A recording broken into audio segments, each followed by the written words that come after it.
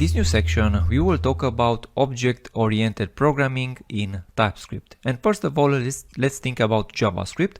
Since it was created, it was used more like a functional programming language because it had great support and it has great support for functions.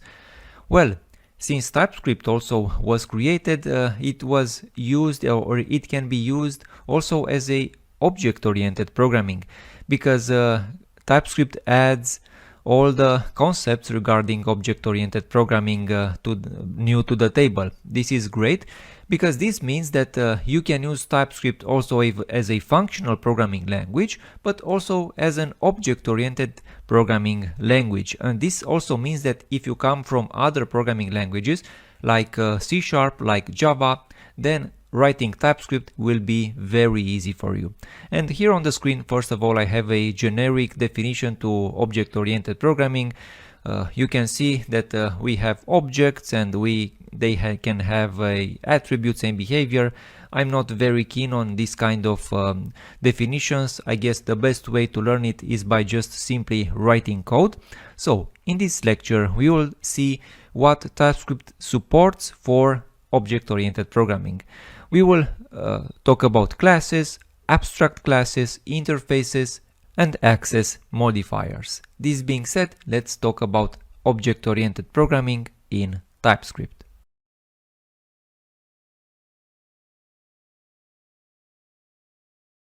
Well, how do classes look in TypeScript? I have written right here a very basic class, and as we can see, classes have two main components. One component regards the instance variables, or like the main characteristics of our class. You know, this one, for example, we have here a project class which has currently a name and a budget. The name is of type string and the budget is of type number.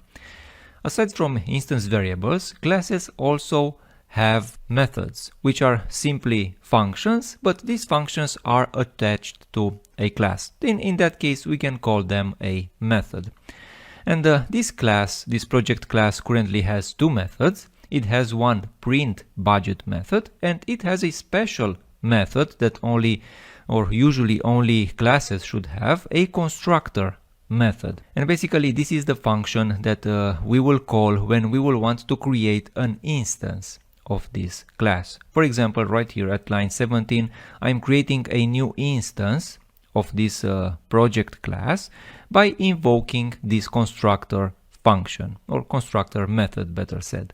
Well, here I'm creating a new project with the name cool project and with this budget. If I wouldn't have this initialized right here, I will have a compilation error, and this is due to the strict options that are currently default in our configuration. For example, here we have the strict property initialization set to true, is by default set to true. If we would set it to false, then we wouldn't have this compilation error. But I believe this is a good practice to initialize the instance variables inside the constructor, or if we don't do this, we can just say it like this, and it will be the exact same thing. You know, give it a default value if we are not initializing it.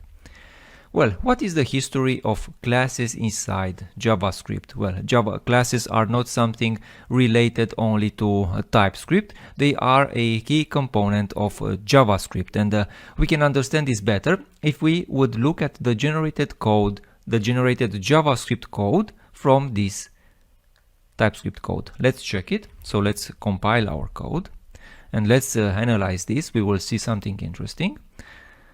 Well, this is the generated code, and let's look at them side by side. And as you can see, they are fairly similar. We know we have class in JavaScript. It has a constructor, it has the other method, and they are almost exactly the same. The difference comes when we would like to, for example, support older versions of JavaScript, which basically nobody does anymore. But classes weren't something initially thought or put into JavaScript. They are a newer feature of JavaScript, and we can see this if we would go to our TypeScript configuration, our compiler configuration and choose a older version of target, an older target like ES5. Let's put here ES5 and let's compile our code again. And as you can see, this time our code looks much more different. Instead of a class, we have a wrapper function which takes the place of a class. You will sometimes hear the concept of syntactic sugar, and classes in JavaScript are just a syntactic sugar for functions.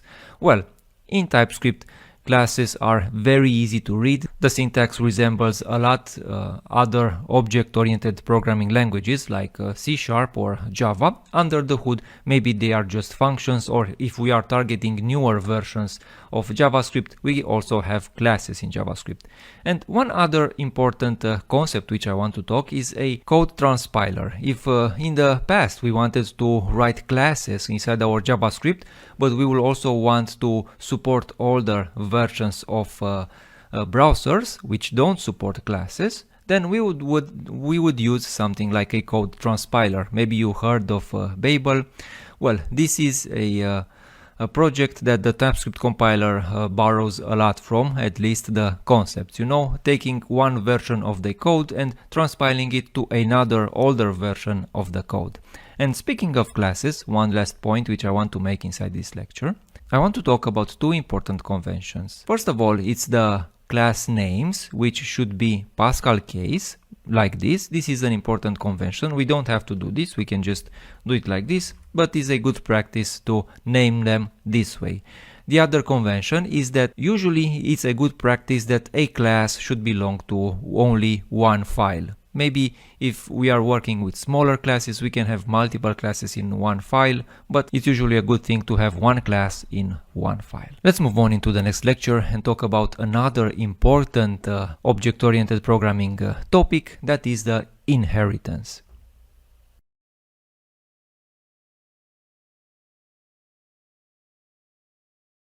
Let's now talk about class or object extension, a very important topic inside object-oriented programming, which TypeScript also implements very nicely. You remember from the previous sections that we can extend or intersect types, we can extend them, we can extend interfaces, interfaces can extend other interfaces. Also, classes can extend other classes, basically taking all their functionality and adding something new to them. Well, as an example, I've created a secret project class inside our workspace that extends the project that we saw in the previous lecture. Well, this secret project class that now extends the project class has all the functionality inside the project, but it also brings something new to the table. For example, this secret project class has a secrecy level, which can be 1 or 2 or 3 or so on. It's something new that is added to the project class.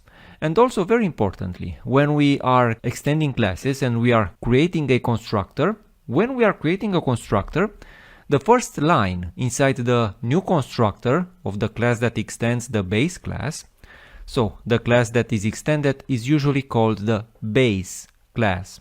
Well, on the first line inside the constructor, the new constructor, we need to call super. Otherwise, we would have a compilation error. And what is this super call? The super call is a call to the base class. If I will hover over it, maybe things will be more clearer. The super call simply calls the constructor of the base class. In our case, with the name and the budget, and this is returning a project class. Well, I'm calling super with some predefined values, a string and a number, and also inside this constructor I'm only passing the secrecy level. This way this means that I can create a new instance of this secret project by only passing the secrecy level, and the name and the budget will be injected or initialized inside the constructor. Let's see what happens right here. If I want to print the budget, as you can see, this print budget function is not defined in this new secret project class, but it will work. Let's see if this is working, and let's execute this very simple class. Let's find out the budget. And as you can see, our secret project has a budget just as we defined it. But let's say that we want that our secret project to have a secret budget. So in case we want to call this function, we should just get a message that the budget is secret. Well, simply put, this technique is called method overriding. And what we can do is we can simply take the original method, add it right here, and then we can just say the budget is secret. Let's see what happens now. If I will want to call the same method again, you'll see that now I will get the information, hey, the budget is secret because this is a secret project. Well, but what happens if, for example, I want to override this method, but I have a typo right here? For example, right here, this is only my spelling check that is telling me that this is might be a spell check, but this is completely valid syntax. So in this case, if I want again to call that method, you will see that it will call the super method, and I will find out the secret budget, which I shouldn't have. Well, is there a way in which we can prevent these annoying typos? Yes, it is. And we can talk about a new keyword, which is called override. Override. And now we are sure that we are overriding a method from the base class. If, for example, now I will have a typo, this means that I will also have a compilation error. The compiler will tell me, hey, did you want to override this method? And you said, yes, I want it. And this way I can make sure that I'm overwriting the right methods from the base class. Well, we quickly saw a few features of TypeScript regarding class extension and method overriding. Let's proceed to the next lecture and talk about access modifiers.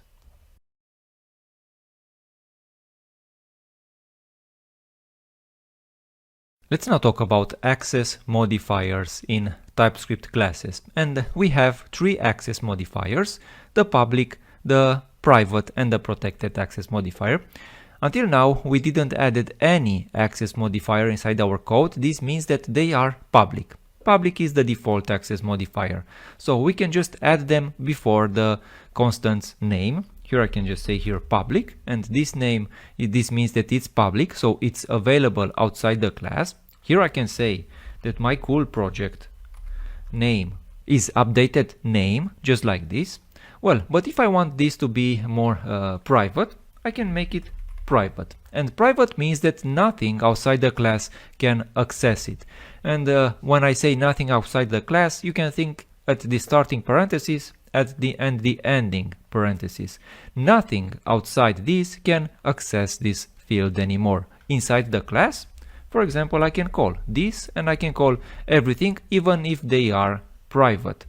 But outside the class, for example right here, it will tell me that this property name is private and only accessible within the class. Fair enough. These access modifiers can be added either to fields or to class methods.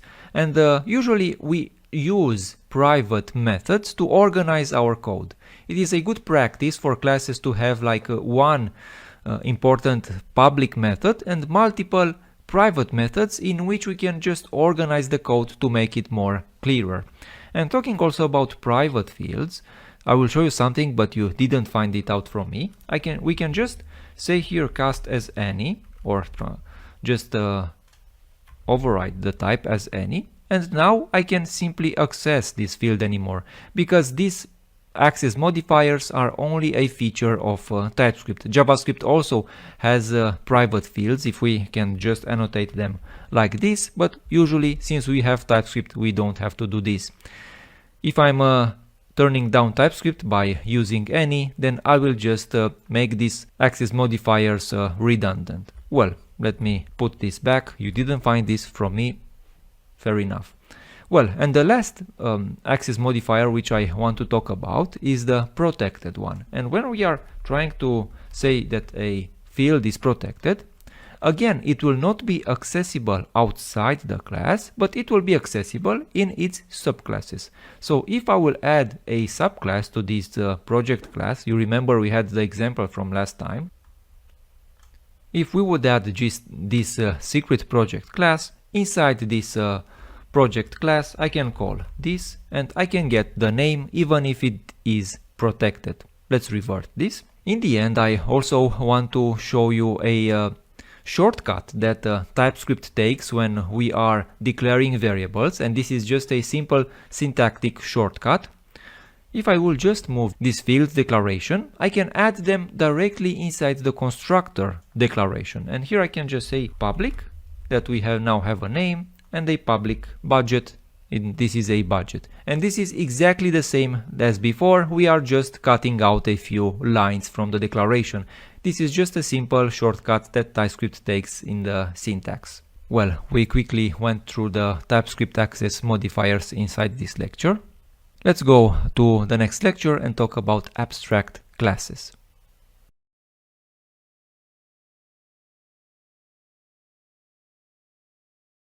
We talked before about class extension, and this lecture also we will do a lot of that, but we will talk about a special kind of class, of a base class that can be extended, and that is the abstract class. And let's look, for example, at our very basic and dumb class called project. This class can be extended with no limitations by a lot of project implementations. This is just a very generic implementation, but maybe we can have a specialized class implementation. Like for example, we have this AI project class that extends our project. Well, this class has a base implementation, but let's say that classes that also extend the project class need also to add their own implementation in some way. For example, each project must make a delivery. So here I can make a method called makeDelivery, and each project or each class that extends this project class also must implement this feature or override this method. Well, how we can enforce this? We can enforce this by making this class an abstract class. Well, this is an abstract class, and as you can see, as soon as I made it abstract, I have a compilation error, because abstract classes are not meant to be instantiated. They are meant to be extended, and those classes who extend the abstract class can be instantiated. For example, here we are having a compilation error. We can't create an instance of an abstract class. But abstract classes have abstract methods, and with these methods we can create a contract. So here I can say that this method is abstract. If it is abstract, it can't have a implementation. It must also have a return type. This is just void for the moment.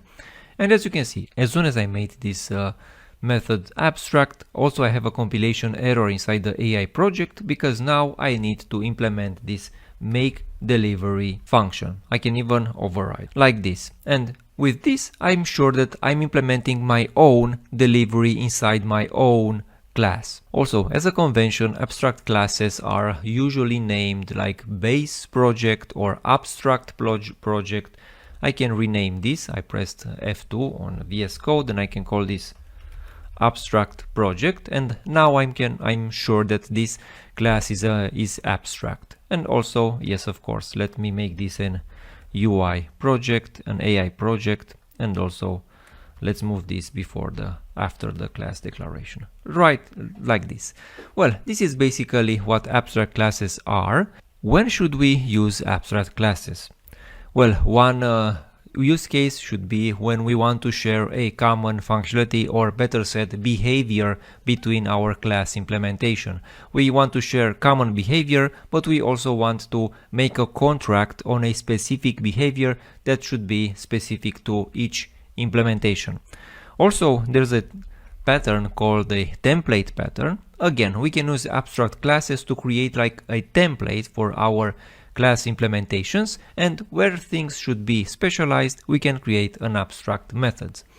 Well, abstract classes, they create something called tight coupling between our logic, and this type coupling is sometimes hard to handle when a code base grows very large. Usually code bases which are big and they rely heavily on class inheritance or class extension, at some point they become very hard to change or to refactor.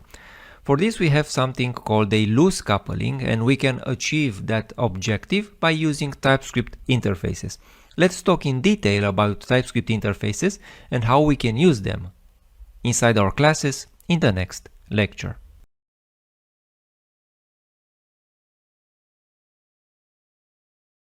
TypeScript interfaces. They define a contract between different components inside our code, and basically they don't contain any implementation, they just define this function, signatures, and also the shape of our objects. We already talked about interfaces in the previous sections, and we saw that we can use interfaces in order to shape our objects. But also we can use interfaces to define contracts inside our classes. How we can do this? Let's take the following example. Let's say that we have two interfaces, an HR manager interface, which has this method get all salaries and returns all the salaries inside our company. And also we have another interface called Scrum Master, which just holds Scrum meetings. Now let's create a class that implements these interfaces. Now we have this class that implements these interfaces, and this is the way we can implement the interface with the keyword implements. If we wouldn't have these functions right here, then we would have some compilations error. Also, if the return type wouldn't match, or we would just have typos right here, again we would have compilation errors. So we have strong contracts at this point inside our code. And what I mean by strong contact, what's that even supposed to mean? Well, let's take another example and understand that, or let's go to our dump project implementation that we used many times inside this section. Well, we have now this class, which is a project, it has a name, a budget, and I added a new entry inside this class, a Scrum Master entry, which should be of type Scrum Master, because we would need this interface in order to have our Scrum Master to hold a Scrum meeting when we have a project meeting. Clear until now? The thing is that we have this class right here, which is a Swiss Army knife class. And why did I call it Swiss Army knife? This is a small company, so multiple people can take multiple roles. For example, one very competent employee can be a Swiss Army knife. This means that he can do a lot. He can be an HR manager, and he can also take the role of a Scrum Master in case a project needs at some point a Scrum Master. Well, what can we do inside our class? Because we wouldn't want, while we are holding meetings, someone to just tell us all the salaries inside our company. That wouldn't be just okay. Wouldn't be okay. Well, how we can do this? Well, we have here the type Swiss Army knife right here, and we can, if we would take this type, use this class as a type and put it right here, and then put it inside the constructor right here. Then when we are having a Scrum Master or a held project meeting and we are not careful, our Scrum Master might tell us all the salaries right here, and this will be just bad, as I said before. Let's revert this. Alright, and now we can write our implementation. Let's simply create a new Swiss Army knife class right here, and then we can have a basic project, a starter project, which has the name, a budget, and now a manager. This manager, which is of type Swiss Army knife, but inside this class, inside the project class, we can only use these Scrum Master functions that are defined in this interface. And this is the way interfaces, or this is the reason interfaces are very popular and a powerful feature of TypeScript and other object-oriented programming languages. This separation of concerns let us build very flexible and powerful software. Also, let's talk a little about the difference between TypeScript and other programming languages when it comes to interfaces. In other languages like C# or Java, we can use the instance of operator on interfaces. Inside TypeScript, we can't do this. We can't use the instance of operator on interfaces. We can use the instance of operator only on classes. And the other point which I want to make, when I started working with TypeScript, I spent a few hours trying to understand why, but TypeScript doesn't support multiple class constructors. So we can't just have another constructor inside the project which can maybe receive default values of this implementation. But what we can do, our constructors can have optional parameters. The functions inside JavaScript can have optional parameters. And a last point which I want to make inside this lecture is the use of interfaces inside the TypeScript documentation. And what I mean by that, let's say that this returns an object, and as you can see, TypeScript or VS Code prompts us to use the interface object right here, but object is like a class, or the functions are like classes. What is this? If I will use control and then I will click on this object interface declaration, you will see that we will open a file called libes5.d.ts, and this is not just the ECMAScript 5 declaration. The TypeScript documentation is put right here or a lot also, and what I want to say is that TypeScript uses these interface declarations in order to add some on-the-fly types and documentation for different functions or different functionality inside JavaScript. For example, we have this object definition. We also have interfaces for functions, for promises, for everything inside JavaScript, but we have also on-the-fly documentation and, most importantly, strong typing. So we saw also in this lecture a better way, or the way in which we can use interfaces with classes. Of course, classes can implement types, but I've never seen nobody do this.